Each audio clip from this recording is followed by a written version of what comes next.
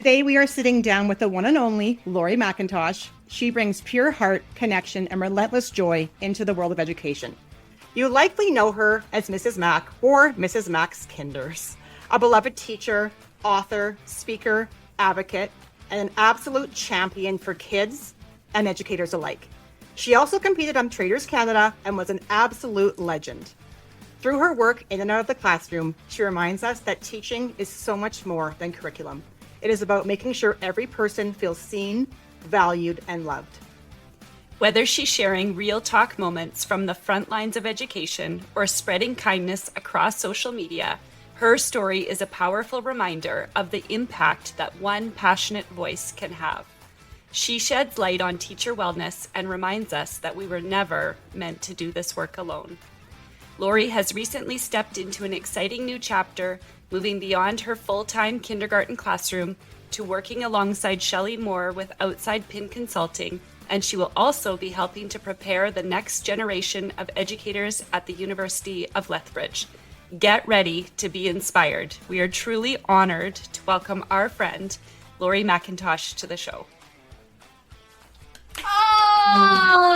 Now I need to stick you in my pocket, and on my worst moments when I am feeling so down and out about how I show up in the world, I'll just pull you all out and you can just remind me again. Hi. Welcome. We've been waiting for you. We've been waiting. If you are our most requested guest, and besides our husbands, you are our first official guest on Teachers Next Door podcast. So welcome. I saw the husbands, they set the bar quite high, but I'm going to try. I'm going to do my best. Yeah, to even hear that somebody requests you is so bizarre to me. I'm so unaware of that part of my life.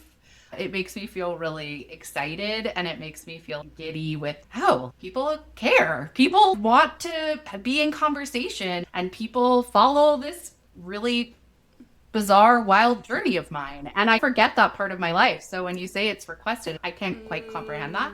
But also, I'm working really hard at letting those kinds of things in. So thank you. Thank you for making me aware of that and for allowing me to be here. Speaking of your journey, you've had a tremendous repertoire of hats that you wear and that you continue to take on. And so where did you get started in education? Can you start with your story there? Yeah, I like to say, instead of how people say long story short, story long, I was one of those kids that was told I was going to be a teacher my whole life. I didn't see it within me, but I had a different career path chosen when I was in high school, and due to some extreme bullying and some really tragic situations around my personal life at the time, I made a different choice, and that was to go into education. And people just were like, of course you are. We knew that before you knew that. So I chose education. I chose to come to the University of Lethbridge way back in 1997. And at the time, it's a combined degree here. So you get the 2 degrees in 5 years. And after the third year, you have to apply to the Faculty of Education. And I didn't get in. I didn't make it. Didn't make the cut, worked my tail off, tried to make the cut again and didn't. So I actually went home to Fort McMurray with a Bachelor of Arts, which was heartbreaking. I didn't see it as a win or a victory or something I had accomplished. It just felt like this massive failure in my life. And luckily, I walked into a school to see a principal that I admired greatly, and he hired me on the spot as an educational assistant. And those years were some of the most precious of my life. I learned so much. I was so grateful to work with such great teachers and to be part of communities that really saw the value in educational assistants and what they brought to the table. And they also knew I wanted my own classroom eventually. So they really let me dive into being with them and being part of that community. So I did that. And luckily, this same principal, after about 4 or 5 years, said, hey, if I keep renewing this contract, you'll never go back to school. So bye-bye, you need to leave. And at the time, I was devastated, but he was so right. I went back. Kind of a wild part of the journey that I get into is actually, I was previously married, and the night before I was set to go get the first day of my education after degree at the U of A, I got a call at 2:00 in the morning that my husband didn't want to be married anymore. And a lot came to light with that. I talk about it online, and I'm really still processing that. 20 years later, but I flushed my wedding ring down the toilet and I still showed up at orientation next morning. And I remember telling this sweet soul on the tour with me, being like, yeah, crazy story. You wouldn't believe what just happened to me 10 hours ago. I still wonder about where she is and what she thought of that moment. But yeah, I persevered. I wouldn't have gotten through that after degree without intensive therapy and some of the best therapists I've had in my life. And then I graduated, with that after degree. I really got very blessed. I met a principal who hired me with 6 weeks left of my practicum, my final practicum. And he said, we're going to take a chance. And we think you're a girl. And I had a beautiful experience teaching grade 1 and 2. I was suffering greatly from postpartum depression after having my 3rd child and said, I need part-time. Don't care when it is. I just need part-time. And the principal said, oh, lucky for you, our kindergarten teacher came in. She's going to retire. And I literally was like, kindergarten? Ew, can you do anything but? That's gonna suck. I don't want kindergarten. Like, if you want part-time. So I moved into kindergarten and fell in love. I never imagined being that early in the early years. And I just found this place where I just knew I was meant to be through all those trials, through all those tribulations, through everything. I just truly believe that I am meant to be a kindergarten teacher. So that's the journey. Like I said, short story, long story short. That's the story. You have always been so vulnerable with your community. And I know that's one of the many things I appreciate about you. So thank you for sharing your stories directly with us right now. Yeah. I also have to say, I am shocked that you didn't want kindergarten. I would have never, I feel like I know a lot about your journey, but obviously not, because I am shocked that you did not want kindergarten. I took a 10th grade 1 and just happened to be able to follow those kids into grade 2. So I actually got to spend 18 months with those kids and I love them all dearly. I've been to some of their weddings. I just felt so good as a grade 2 teacher. I thought that there's no way I will feel this way. I loved it so much. I loved the content. I loved the age, but kindergarten to me, I think I bought into what people sell is that kindergarten's babysitting. And I was like, I don't want to babysit. And then you get in there and you're like, oh gosh, this is not babysitting. This is not what I thought it would be. I can't even put words to how hard I fell in love with it. And it just feels, it was not my first choice. When I make that face, I literally did that to that principal and I was like, what was I doing? I was pretty honest about it. Yeah, I thought you would have said too that you wanted kindergarten. I'm the opposite of you. I interviewed for grade 4 and that's what I thought hopefully that they would offer me. And they offered me kindergarten. And my response was, I am kindergarten. And I was so embarrassed because it didn't even make sense. But I was like, yes. So I could hear you being like, yes, kindergarten, 100%. Yeah, no, it was a hard sell, but I knew mental health wise, I had to do it. I didn't have a choice at the time. I wasn't going to stay in the career otherwise. And actually, even a couple of years into that, I was still struggling so hard with mental health that there were some times I thought, okay, even being here and teaching part-time, I don't even know if I can do this anymore. But it really became a place of healing for me. If I'm like really honest about it, I invite people all the time to just come and spend time in our class because I truly believe that classrooms are meant to be places of healing. And there is no better place for me than a kindergarten community to heal and to really lean into what little Laurie needed as a student and the things that the conversations we have and the wisdom that comes from kids who have not yet been influenced by so much of the negative and so much of the hardship within the world, but also within education.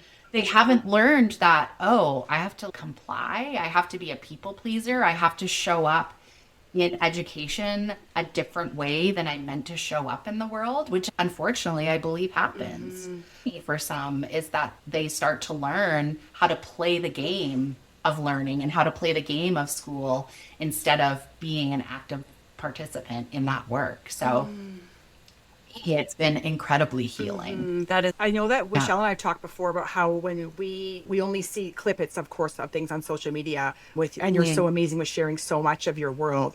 And what I love about watching you through just Instagram in your classroom is that you really let the kids take the lead. And I have adopted that in my own classroom because of your work. So I take huge steps back, more than I ever used to before. I'm stepping into a brand new grade I've never taught before next year, grade 3. I've always been mostly a grade 1, 2 teacher. And I cannot wait to do things differently with a set of grade 3 learners than I may have done 5 years ago. Well, and ultimately, like when we talk to teachers, when you get into education, generally you're saying, okay, how did you get here? What did you do? And either it was like, I had this teacher I loved and I wanted to be them, or I had this teacher that was so terrible, I wanted to go into education to change the game. Generally, that's where people land. And for me, I think just through life, I've realized that I was a kid that learned to play the game of school. I was a kid who you need to be compliant, you need to be a teacher's pet, you need to really pander and fawn to your teacher in order to get where you need to get and get the information you need and to be successful. So to me, that led to abuse. That led to me choosing choices in my life where I believed that's what I needed to do. So I think that's what becomes so powerful when you're like, how do I give voice and choice? How do I start to see myself instead of as like the keeper of all the knowledge and it's your job to get it out of me and you better play the game I want you to play and then I'll give it to you when you deserve it. That to me is not healthy. It's not what education was ever meant to be. But because that's what I grew up in, I started to realize that's just not a model I want to be a part of. When you say, Nicole, like about letting them choose more, like there are times that's really hard for me still, right? I always give the example. I freaking love penguins. I want to do penguins every year for the rest of my life. I love them. They're my passion. So when I'm saying like, okay, do you want to do penguins or polar bears? And I'm like, please be penguins, penguins, please be penguins. There is moments of that too. It doesn't always come easy. But I think that what I've learned in my journey is like the more I let go, the stronger the community becomes. Where early in my career, I believed like you have to keep it in control. Classroom management, right? You are the manager. And now it's finding out like, oh, actually classroom communities are built on everybody having a role, everybody playing a part, everyone belonging. It's not just about my strengths. It's about your strengths. What are you an expert in? So it's really interesting to me that it has taken this journey and that, like I say, I think that's where the healing comes in too. I'm like, oh, this is what I believe education can and should be. It's bigger than the four walls of our classroom.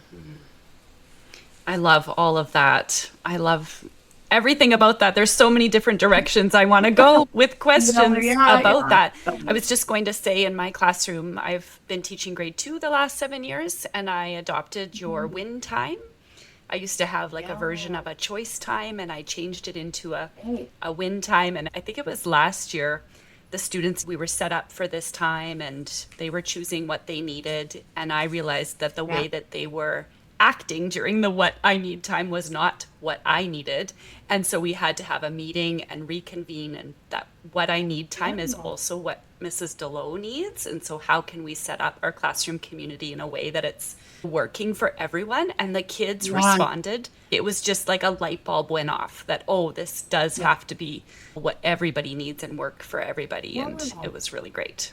And for win time, that's essentially it, right? We always take into account the adults in our space too. And actually, what I like to do during win time, so win is for whatever I need, I check in with our educational assistants. I'm like, what do you need today? And I know their strengths as well. So I know that Mrs. Hightosh will do anything to sit at a table and get to color with kids. That is what she needs on her hardest days. That is what she needs. So how am I also going to set up the adults in our space for success, right? Well, I love that you can have those hard conversations to be able to say, no, this is what our community needs, right? I always set it up with kindergarten. I make the joke. What I need is to get in my car and go to McDonald's and get a Diet Coke. So I can just do that, right? And they're like, no, that's what you want. It's not what you need. So even by providing those non-examples, we're already setting up that culture for no, what we need is different than what we want.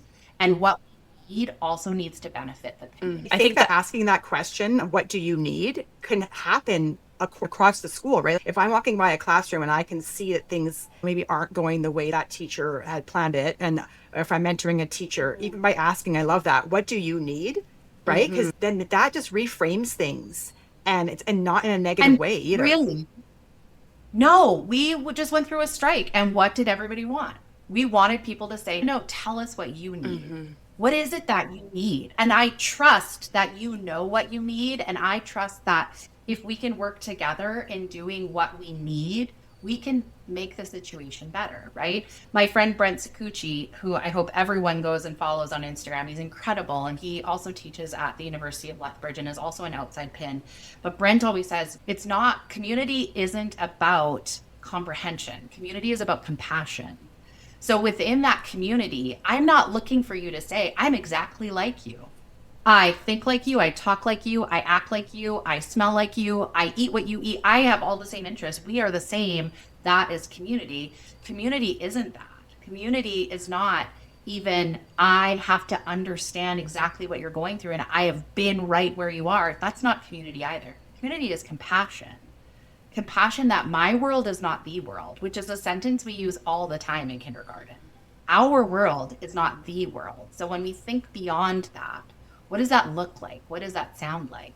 And so I think bringing that model into all classrooms where we understand, as teachers, we need this. When you ask an educator, what do you need from administrators? It's generally, I need them to hear me. I need to feel heard. I need to feel seen. I need to feel valued. That's a human need. That's a collective need we all have, right? So building communities upon that becomes essential to the work, and no learning is going to take place until I can establish those communities. Until those needs are met as well.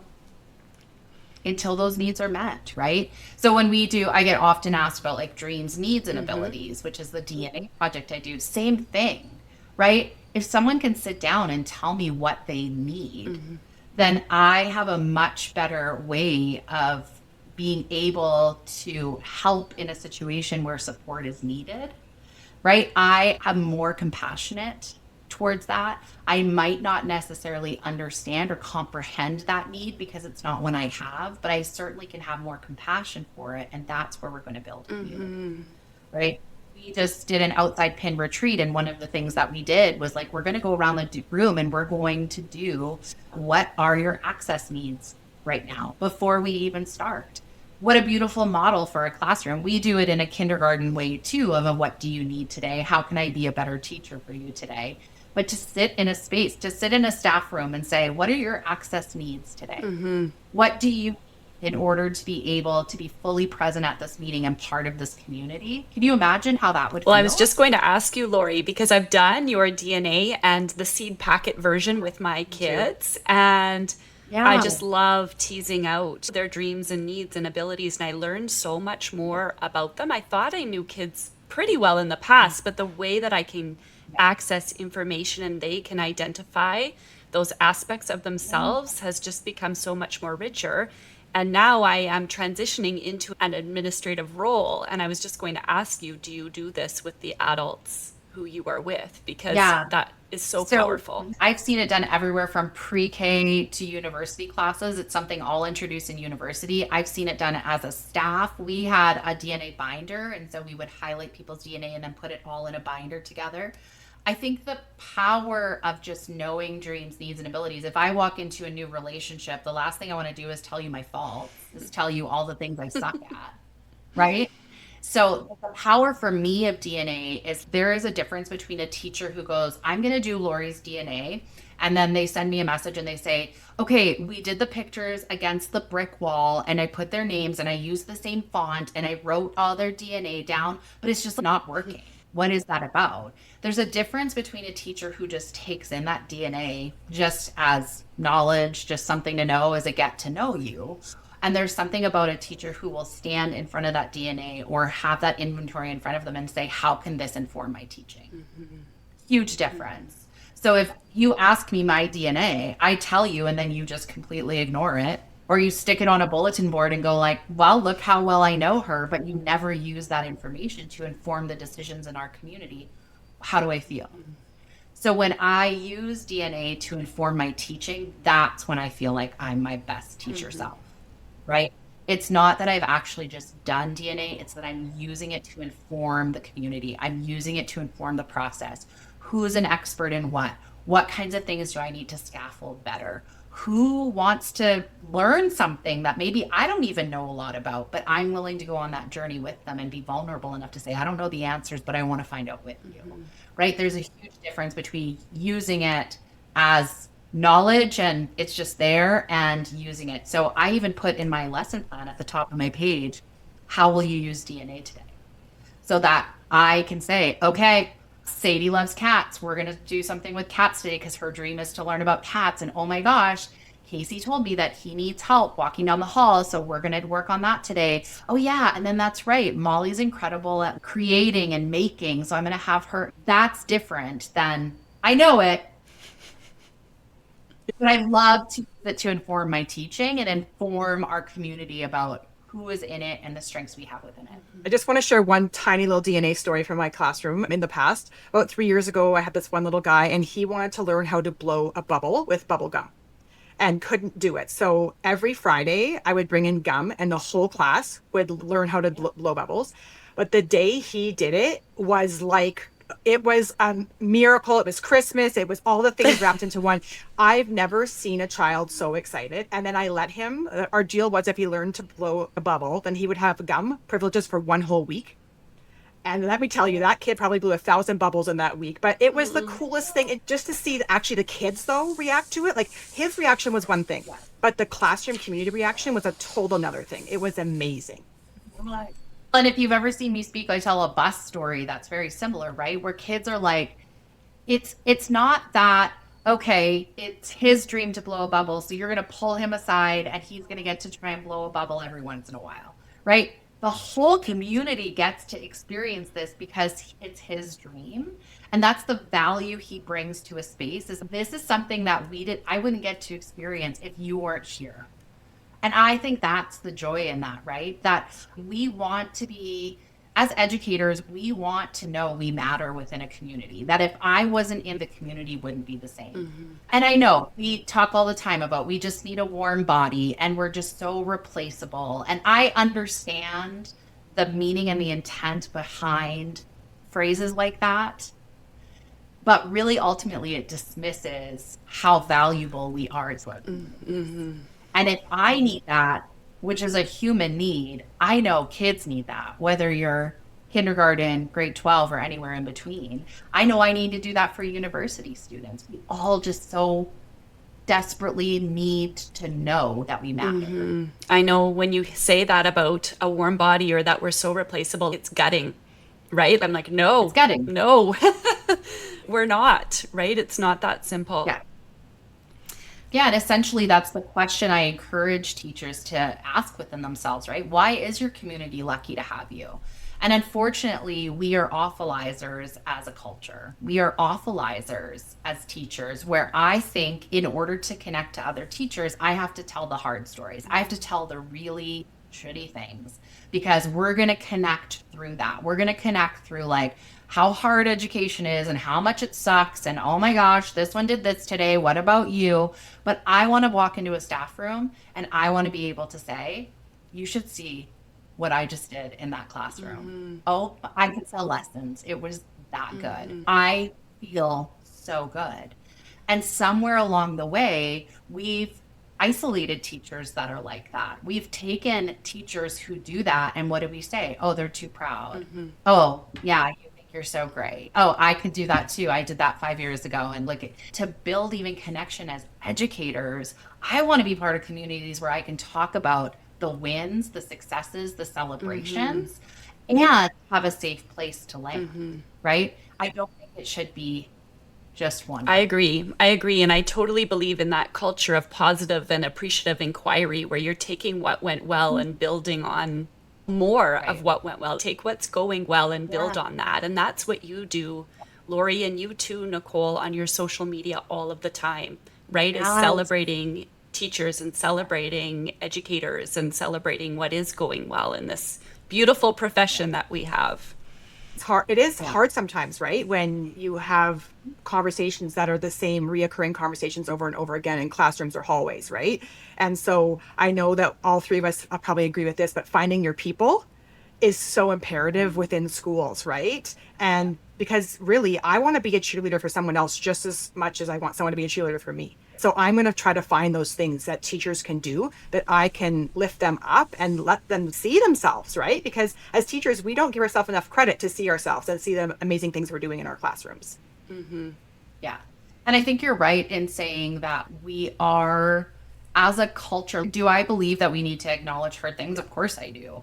I don't believe I can celebrate without acknowledging hard things. So I think that unfortunately what's often happened, and maybe this is just my experience, I'm going to guess probably not, is you sit through a professional development session where you're told good vibes only. Like, yeah, no, I get it's hard, but it's so important that we get a chance to talk about the hard things and to be able to ask for help, right? To be able to say, I don't know, and I really could use your support here. Being able to model that's what we're asking for students to do all the time. Mm-hmm. But then we also have to be given the space to do that. And only through that will I then also feel safe enough to share the celebration, right? I need to have that, what you're saying, again, the compassion for what I'm saying. You might not understand it completely, but you need to have that piece of compassion to say, I believe you. I believe the good. I believe the bad. I believe in your intentions. I believe that what you do because you care. And again, the community wouldn't be the same if you weren't in it. I'm so happy you're here. Mm-hmm. So beautiful, Laurie. Laurie, you've talked about a couple of things that you've implemented in your classroom, including the DNA, the seed packets, the win time. What would you say to a teacher? They're starting up in a couple of weeks. What's the number one relationship building strategy that you would suggest for them to implement that would be incredibly powerful? I truly believe that we all do things in different ways in education, and that's really cool, right? That really is a gift. And sometimes we can forget that, and we feel like people need to do it the way we do in order to get it right. But I don't quite believe that. For me, I think that building connection, the first thing for me is the biggest thing for me is that I am always presuming competence. And I think that has been a huge shift in how I teach and how I view, not just with students, but with staff, with admin, is I do like to come from a place of believing that people are doing the best they can with what they've got. And I think that believing in the power of connection, and that connection is at the root of all community, of all learning, of all schools, of all hope, of all feelings. I think putting my emphasis, everything I can into that matters most. So when I think about presuming competence, that means I'm going to have really high expectations. I am not a teacher who comes in and says, just do the bare minimum and that's good enough. I'm going to have high expectations, not just for them, but for myself. I think it's really important when you're thinking about connection to really emphasize the importance of boundaries. I don't think we've talked about that enough in education as educators, where we need to have boundaries in order to be good teachers. Boundaries with students, boundaries around our time, our wellness, around the heart, the awfulizing, all of it. I think that there's so much around taking boundaries and making that part of our conversation and really normalizing them and teaching people that a teacher with boundaries is not a teacher who doesn't care. It's actually somebody who cares immensely. So I think that for me, I would say doing DNA to me is really important. Doing win time is really important. But I like to give this example to answer your question. I remember when I first heard about flexible seating. And I remember thinking, I'm going to do this. I'm going to do flexible seating. I went on summer off. I just collected everything I could. And I wanted to get enough for whole school to explore flexible seating. So I did. Collected all of the things, got so many donations. I was garage sailing, I was thrifting, came to the room and said, everybody come in and choose what you want for your classroom that you think would work. And it can all look different. And so I took what I thought would work for kindergarten. And I remember going like, this is fantastic. I'm going to be a flexible seating kind of teacher. Like, how innovative, how cool of me. And when the kids would come in, the room was set up for flexible seating. And what I did is I stopped them at the door every morning and I welcomed them. And I said, okay, now take your cute little holder and your name tag and go put it in the spot where you're going to sit all day long. Okay. And make a good choice because you're there all day. But at least you get to pick where you want to be all day. Right. And I thought I was getting it right. And then you're watching a kid who is so sick of the wobble stool and just needs to sit on a chair. And I'm like, no, you pick that spot. It's flexible seating. This is flexible seating. And you pick it. And so for me, I think the story gets to the point of if you're going into the classroom and you are using the words connection, DNA, win time, flexible seating, like whatever we're bringing in, trauma informed, inclusive, all of those things. I think for me, the biggest part is, are you really adopting that thing? Are you truly authentically building community on what you think you're building community on? So I think the biggest thing is that we need to go in open to being a part of the community and not just at creating a community that exists within the walls that I'm an observer of, that I have control over when I need to. I am an active modeling citizen within that community. I make mistakes. I'm going to normalize not getting it right. I'm going to normalize apologizing. I'm going to normalize that I don't need control over everything for this classroom to run smoothly. I think that to me, that's the best strategy going in, is it's actually a mindset shift within us that we have to make. Does that make sense? Mm-hmm. That felt like a rambler, girls, but that's how I feel. Mm-hmm. I love that, of like that reminder for teachers of being part of the community. Mm-hmm. You aren't the one that's in charge of it. You are part of it. Mm-hmm. Right? Oh. That's a great reminder. Mm-hmm. And the only way we can model compassion and empathy and kindness and democratizing a classroom, the only way we can model that is to be part of it. I can tell you all day long. We can have conversations about it all day long, but I have to be part of that with you in order for us to build that. And that feels like the perfect place to pause for today. But trust us, Laurie's story is not over. Please join us next week for part 2 of our conversation with Laurie McIntosh. Wait, is that the bell? The buses are rolling and we've got duty. Thanks for tuning in to this week's episode of the Teachers Next Door podcast. If you enjoyed this week's PD session, do us a solid. Leave a rating, 5 stars preferably, and a review. Think of it as giving us an A+ on our eval. It helps other listeners find their way to our neighborhood. As the kids say, please subscribe. Do you have a burning question or topic you would like to hear about? Send us an email or message. Be sure to follow us on Instagram for show updates and details on future episodes.